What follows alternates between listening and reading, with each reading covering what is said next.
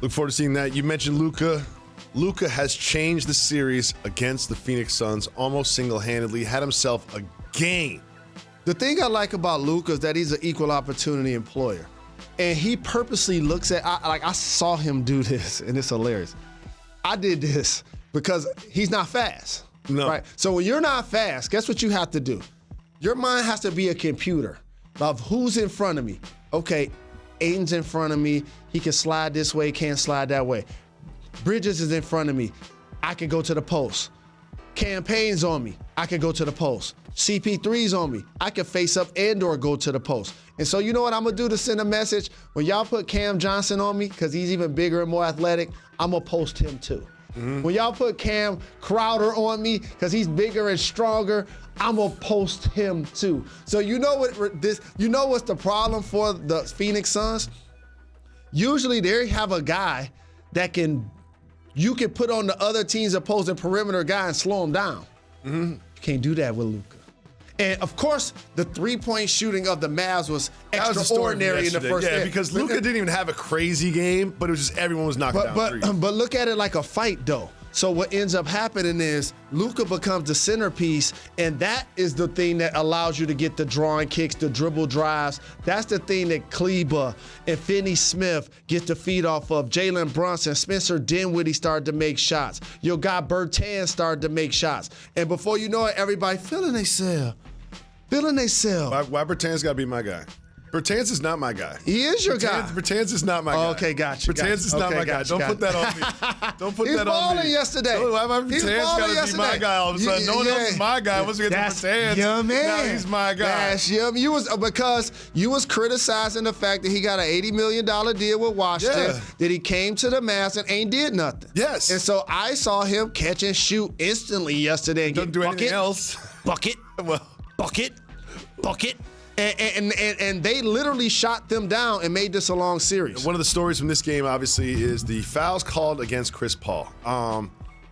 Look, you could watch the replays over and over and over again and find some contact, but I thought there were at least 2 calls on him that were ridiculous. Like, ridiculous.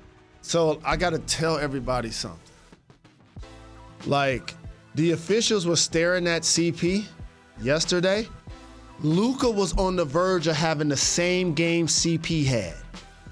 Follow me here. Okay. Luka was on the same verge of having the game. See, let me 5 points? I'm going to rewind to you what happened at the beginning of the game. Luka got his first foul around the time, if not before CP did. But he was so mad about that first foul. He's guarding Crowder away from the ball, denying him, bumping him. They don't call a foul, but he's still mad about it. He gets a technical foul. You remember that? Yep. So they start watching him. And then all of a sudden, Luka look up like, wait a minute, CP got 2 fouls? I'm going to take him to the post. Yep. And then before you know it, CP gets his 3rd foul. And then it's the end of the half, right? You put CP back in for offense. You feel like I'm putting him back in for offense. He's a 37-year-old vet. There's no chance he's going to pick up another foul. You can't be going after an offensive rebound. He's probably done that twice in this season. Where he shot the ball and got the offensive rebound and put it back in. That's one. So that lets you know just his headspace wasn't there as an intellect, as a it happens to the best of them. Like, he had a career-high first-half turnovers in the previous game. Then he had a career-high 4 fouls in the first half. So you ask yourself, why is Chris Paul so bad in the first half against Dallas? It's because he knows what I know. They can't stop Luka. And when he's on Luka, normally when Chris Paul is guarding somebody, I remember him having series where he was guarding Kevin Durant earlier in his career. Yeah, had guarded him well. Yeah, usually when you put Bridges on him, it's like, we ain't got to worry about that. Bridges second defensive player of the year. Luka Not Luka.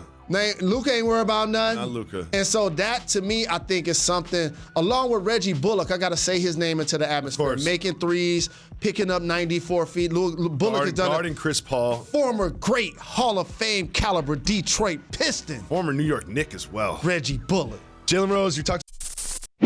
Thanks for watching ESPN on YouTube. For live streaming sports and premium content, subscribe to ESPN+.